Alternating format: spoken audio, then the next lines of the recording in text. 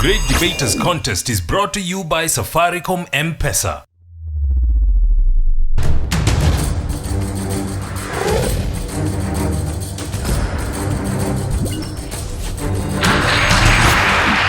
Thank you for tuning in to the Great Debaters Contest, the best show this side of the Sahara. I am your host, Mariam Bishar. And I am Austin Yambok. Our motion is media censorship is necessary to enhance national security. Our teams are St. Joseph's Girls and Sugoi Girls, who will emerge victorious. We'll let the debaters take the stage now. Proposal number 1, you have 3 minutes. Thank you.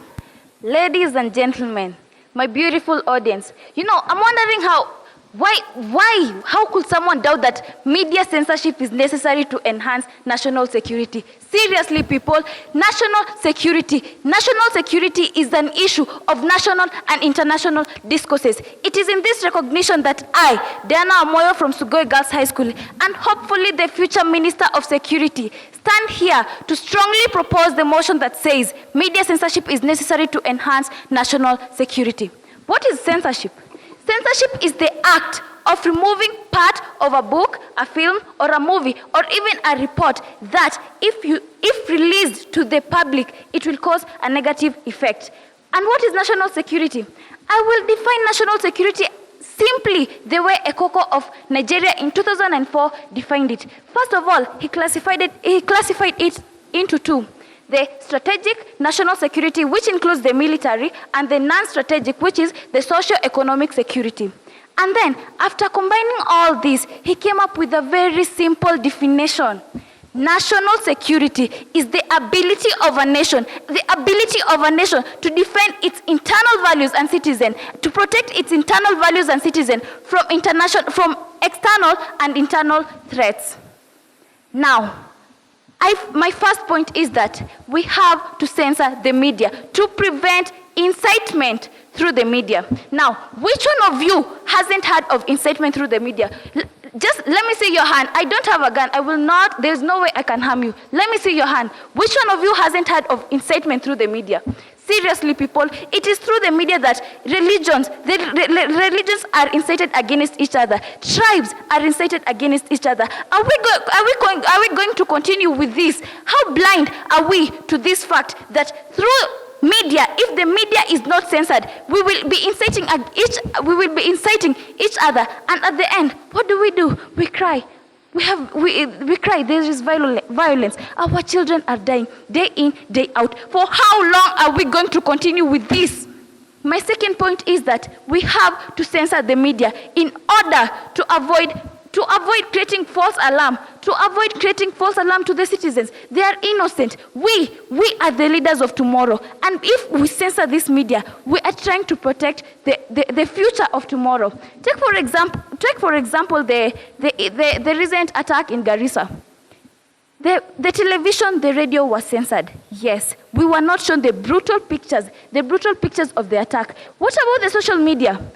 The social media was going viral with pictures of students lying dead in the classrooms. And then what happened? What happened in Nairobi University in Kikuyuni? What happened?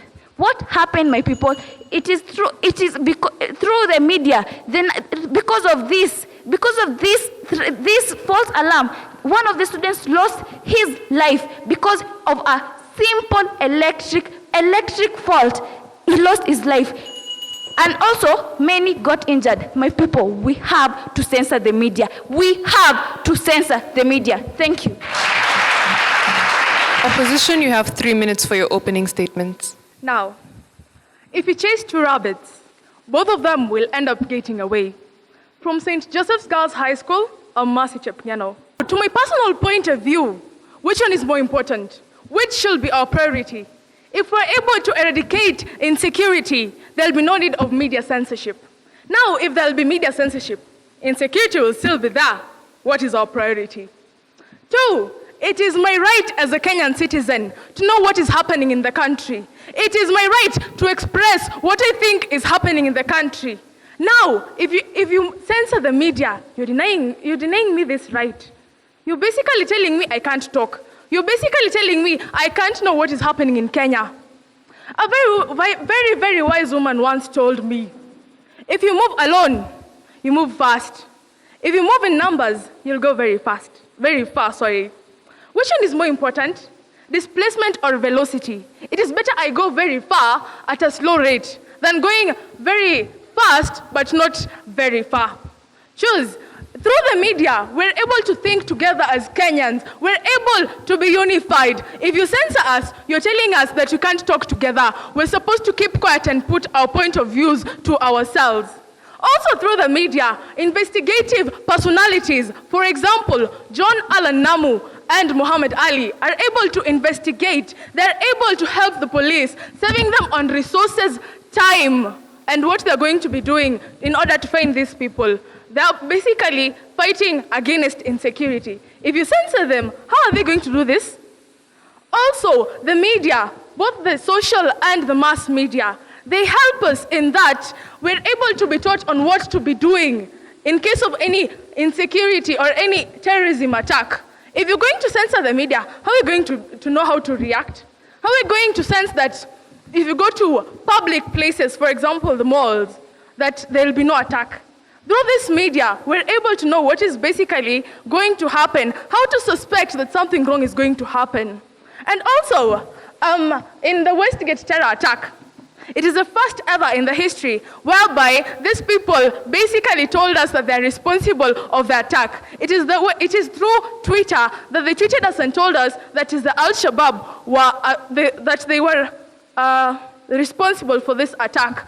Now, if you censor them, the police will waste time. They'll waste resources looking for the people who caused this. Now, finally, I'd like to finish by saying, if you're going to censor us, we're going to be in darkness. Stay in darkness, move nowhere.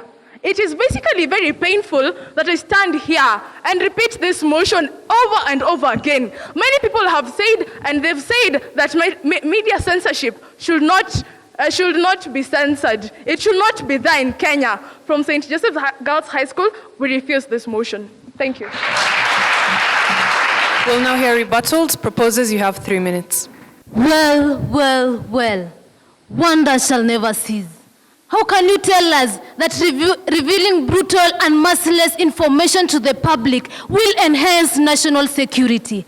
This is Calvin Chepkway from Sugoi Girls presenting. To my first point, national security simply appears to be the protection of government officials. Why do I say so? This is because in pursuance of realization of this security, media people are being forbidden from revealing information that does not favor those who are in power. We all know that our leaders are always the main target during attacks. To my second point, it avoids revealing secrets to the public. Take, for example, the case in 1984 where Tundo Thompson and Nuka Irkabor were being arrested and charged for publishing facts which were regarded by government as the official secrets. My people, tell me, we should do this censorship so that we may protect our leaders, we may protect people from being charged. Thirdly is that it avoids invoking people to get angry. This may lead to people involving themselves in clashes and violence. For example, the case in 2007 and 2008, it was due to hate speech which led to people having clashes. Thank you. Opposition, time for your rebuttal. You have 3 minutes. However much I remain silent will never mean that I'm dumb. And the whispers underground are much more of harm and misery than good. Fiona Mutene of St. Joseph's opposing the motion. First, is it about the security of this public figure, or is it about the security of the citizen? Media inciting Kenyans to do something bad. Has that happened in Kenyan history? Has that happened in Kenyan history? No, we've never seen any incitement done by the media, and it has gotten to happen. It has happened. I remain to be a Kenyan. I remain to be a Kenyan when the media says something and I'm against it. I am proudly Kenyan when I remain saying I'm a Kenyan despite the media inciting us. You shall never feel well. Never will you feel well.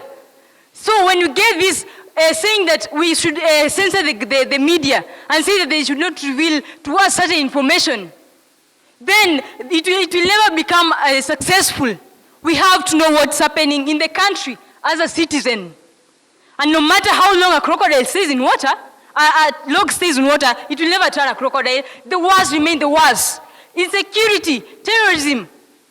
And thanks to the social media, the Kenya Red Cross collected one of the largest rain in history.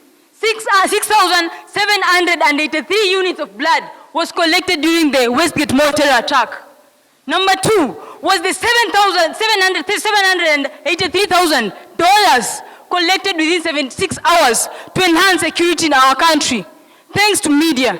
And to inform you, it was Daudi Were, a Kenyan citizen, not a public official, was the first to announce to the whole world that the Westgate is under a terror attack.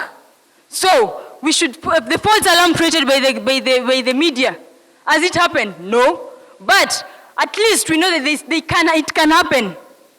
It has never created any false alarm unless proven that there is no attack. But to stand, we still say, when we say that there's going to be a terror attack in universities, we still have to remain still proven that they're not going to come. We keep waiting, but we'll still continue waiting till that thing will never happen, which we can't know that. What I'm going to say is that public figures, Muhammad Ali, we've been told everything about the Garissa terror attack. We know everything that's happening as Kenyan citizens. All over the world, we have to know. And if you say that the Kenyan media should be censored, we can't know what's happening within our country, but all over the world, CNN is announcing the same reports. We censor Kenyan media, but the whole world is watching what's happening within our country. So, we remain as Kenyans, fight within our Kenyan boundary, and wait and tell the whole world what we really do. Thank you.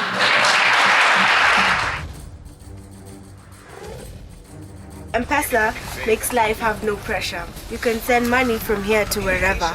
Costs are low and you can pay whenever. It works for everybody, discriminates nobody.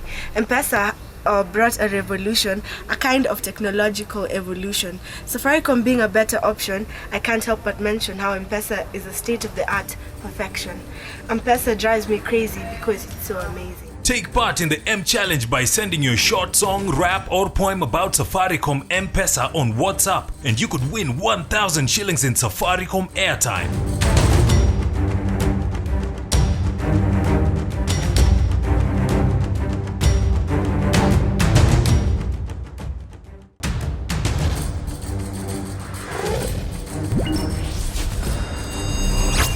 The proposers have been asked, do they have proof that leaders are the main targets of terrorist attacks? And the opposition have been challenged, in the event of a terror attack, would they wait for news bulletins or tweets or to look up on Facebook to react appropriately to the situation? We'll let them respond to the questions.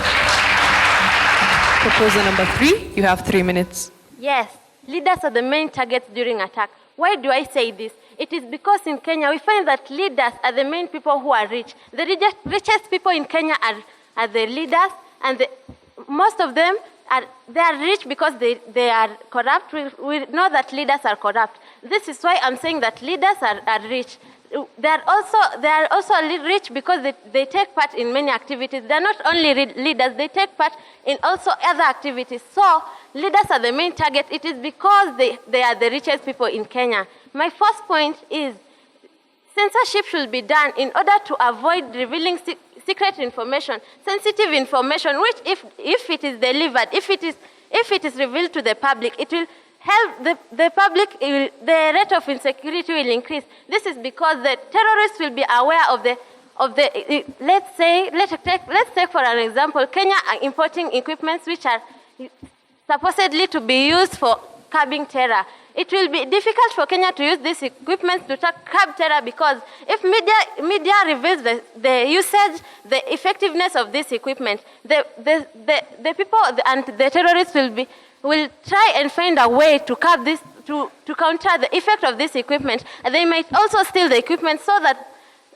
they are not affected by this equipment. So So media censorship is necessary in order to avoid the public to be aware of the sensitive and critical equipment that the government has bought. My second point is that media censorship should be done in order to protect those people who win money in lotteries. For example, the Bonyeza Ushinde na Safaricom. The person won that promotion. If his information, if his personal information was revealed to the public, what effect will that have been to the public? Are we not human to go and take part of that money that he was given? We will find a way to rob and get part and get some of that money and be able we will try and rob, and we'll find ways in order to get our hands on that money so that we can be rich also. We are all human.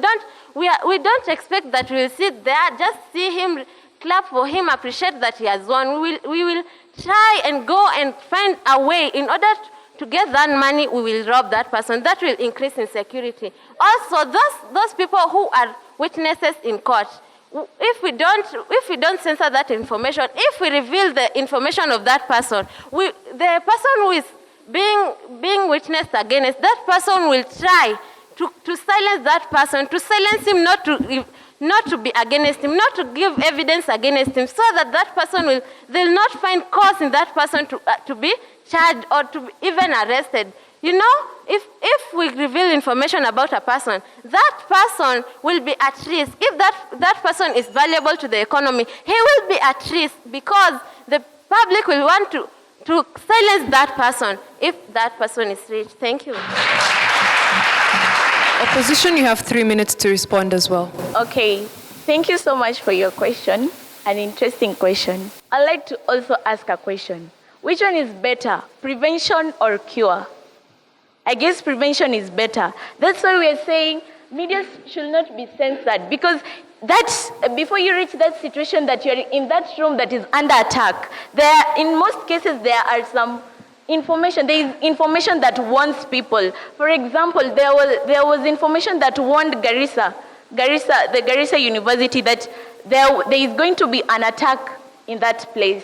If we had taken heed of that information, we could have prevented the attack from taking place.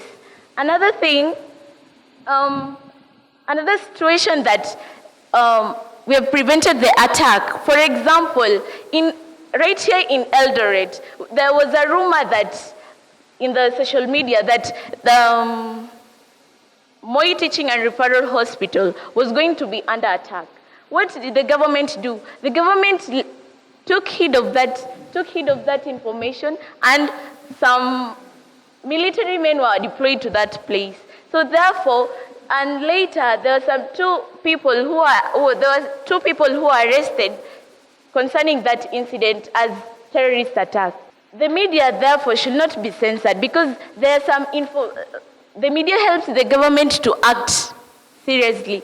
Because if you are in this room and there is an attack, you get the information that there is an attack here. You call the police, and I guess there is the number of the police. So when you call the police, it will enable the police know that you are somewhere here and there is an attack that is ongoing. Thank you.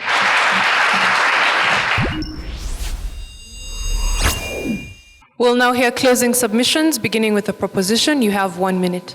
My beloved audience, I don't want you to lose the point like the way the opposers are losing the point. We are not denying you the information. We are just not telling you the information. The part that we know, when we give it to you, it will harm you, especially psychological.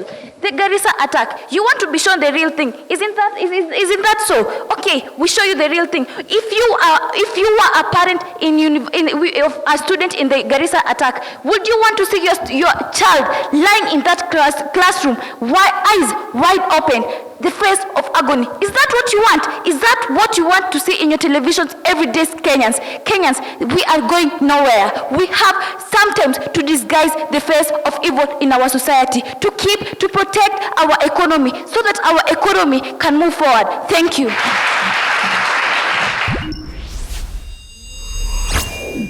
Opposition, you also have a minute for your final submission. Facts have been laid. Much has been said. Not telling me something is kind of the same as denying me information for your point.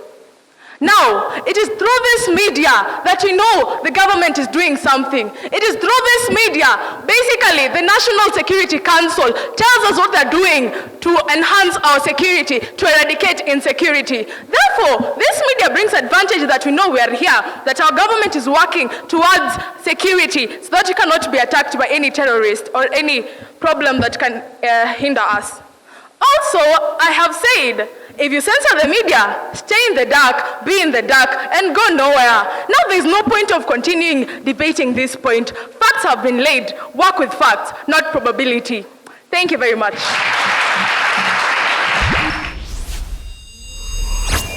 I wanted to hear from Sugoi girls, what kind of censorship are you proposing? Self-censorship or some external form of censorship?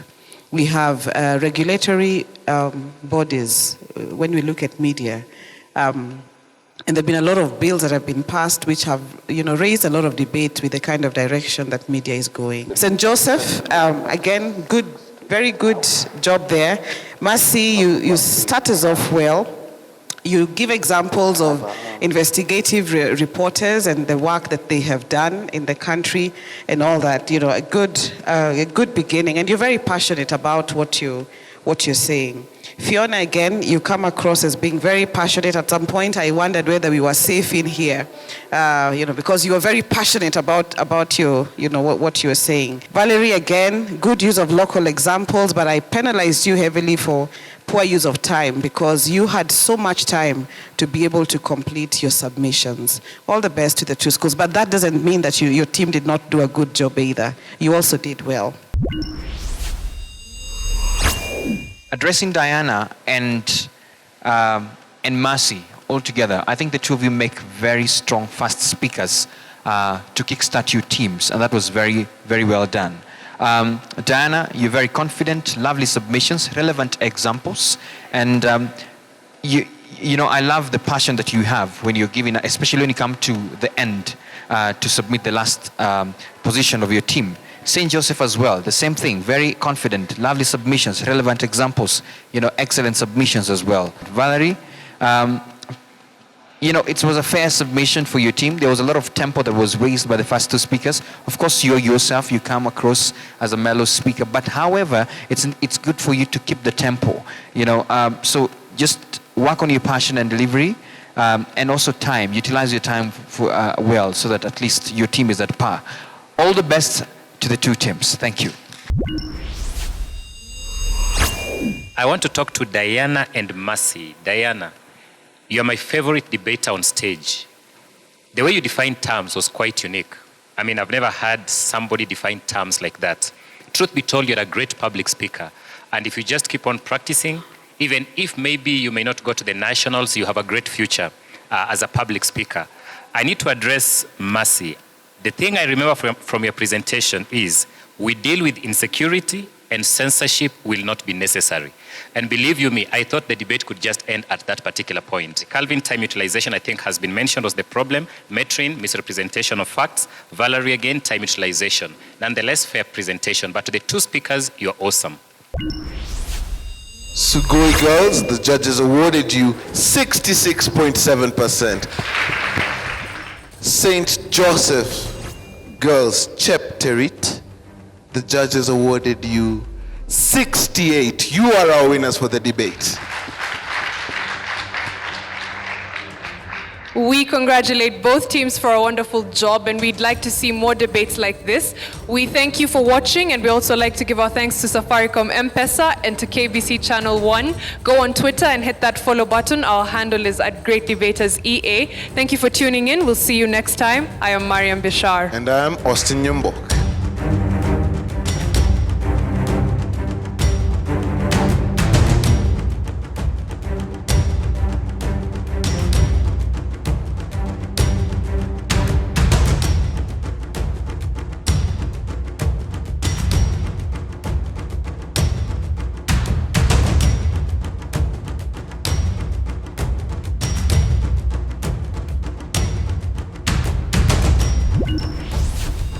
The Great Debaters Contest was brought to you by Safaricom M-Pesa.